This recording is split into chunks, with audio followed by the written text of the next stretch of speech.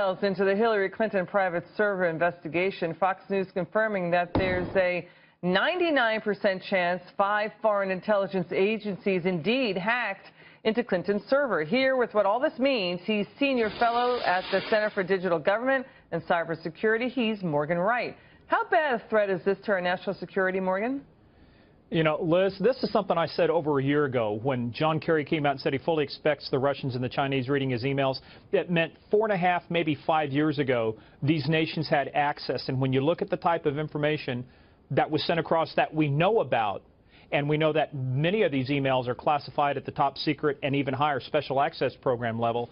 I mean, this is from an intelligence standpoint, and somebody who used to hold a security clearance. I mean, quite frankly, it's devastating. You know, Morgan, we do know, according to FBI sources, that overseas they actually put government workers in their foreign telecom units to do just these things. And Absolutely. We know that in 2009 that Hillary did have a low layer. I mean, she didn't even have a Gmail level security on her device, and she was going to China and Asia and other places. What's striking is these hacking revelations. It came out of the FBI's digging out its own discovery of 15,000 emails on Hillary's server. It looks like an Uma Abedin fake account was being attempted to hack in. I think there were 10 attempts within 2 days in November 2010. What do you think? Yeah, look, I mean, it was definitely, what it tells you for one thing, look, I've had websites other people have had. You get a few of these, but the fact that it was very concentrated going after it meant somebody thought that there was an opportunity to exploit this. And the other thing, those are the attacks they know about. I mean, quite frankly, those were pedestrian. That was the Hail Mary, hey, let me try a username and a password, see if I can get in. The ones that you should be worried about are the ones that took them this next tranche of emails for them to find out about that they didn't discover in the first investigation. That meant a very sophisticated adversary, which meant they were in there for a very long time. You know, here's the thing, too. We know John Podesta, when he was basically advising President Obama in 2014, Hillary Clinton had emailed asking about information about Libya, and John Podesta wrote back, not on this channel. So it was clear to them that these email addresses were not secure. What do you make of that? Look, when he said, a lot of people read into it and said, well, look, call me on the phone and stuff. When I read not on this channel, what I also read is it's not so much the information.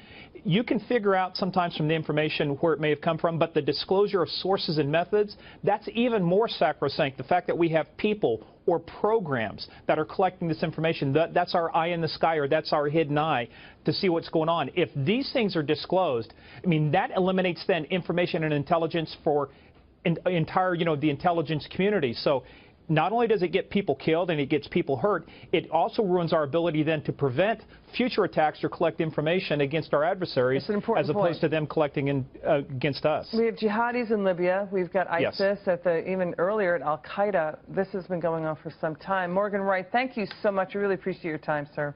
Into Hillary Clinton's secret server takes a sinister turn now as we learn it was reportedly hacked by at least 5 foreign intel agencies, giving them access to the United States and all of our secrets and then putting American lives at risk. Here for reaction is the chairman of the House Homeland Security Committee, Republican Congressman down in Texas, Michael McCaul. Good morning to you, Chairman. Morning, Steve. Okay, so Bret Baier's got a couple of sources inside the FBI that says with 99% accuracy, Hillary Clinton and the Clinton server was hacked by at least 5 foreign agencies and the information was taken from it.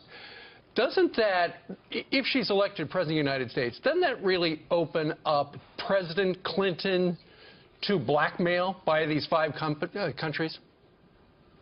Absolutely it does. I mean, the concern I've had all along is she has had 7 special access programs on these devices. Those are the most classified, sensitive secrets in the federal government, many of them covert operations. She took those devices overseas against the State Department's wishes, and now we find out, as James Comey told me previously, that it's very likely that foreign adversary nations got into her private server. This is why you have security protocols, to protect classified information. She exposed it to our enemies, and now, Steve, our adversaries have this very sensitive information that not only jeopardizes her and national security at home, but the men and women serving overseas. This is, in my opinion, quite frankly, it's treason. Chairman, on top of that, we understand the president was communicating to that server using an alias although he didn't tell the truth to 60 Minutes Steve Croft and others when asked when he found out about the private server. What are the implications of the president communicating with the Secretary of State on an unsecure server now that we know this hacked 5 times? Well, now the American people know why this was such a big deal. It should be in a protected environment. It wasn't. It was created to get around the Freedom of Information Act because she didn't want to be transparent to the American people. Now it's vulnerable to a cyber attack. Looks like it was. And now countries like Russia and China and Iran have the most highly sensitive programs in the United States. And the President of the United States is communicating with her under a pseudonym. They're not stupid. They can figure that out as well. This is a huge story. It's far bigger than the accusations against Donald Trump. This goes to the heart of fitness of character to serve as commander-in-chief. What about the president? The president's supposed to stay on the sidelines here, but then we're also learning from FBI sources that Valerie Jarrett, his chief advisor, is now asking for James Comey to be fired. And then you have the president saying, come on, he was campaigning for her, saying it was an honest mistake. I mean, I don't think Valerie Jarrett has any credibility here. Jim Comey, I've known him for 20 years. He always does what he thinks is the right thing to do. He's made Republicans upset, but he's made a lot of Democrats upset. Yeah. One thing I know about Jim is that he will always do the right thing in his mind. I think he believed, and I think rightly so, that he had new evidence and he had an obligation to the Congress to turn that evidence over and let the Congress know and the American people before this critical decision that this case was not over. As Hillary Clinton said, I'm cleared, it's all over. Yeah. Jim Comey is the hero here coming in saying that's not the case. Did you feel that way in July? This investigation's still going. Did you feel that way in July?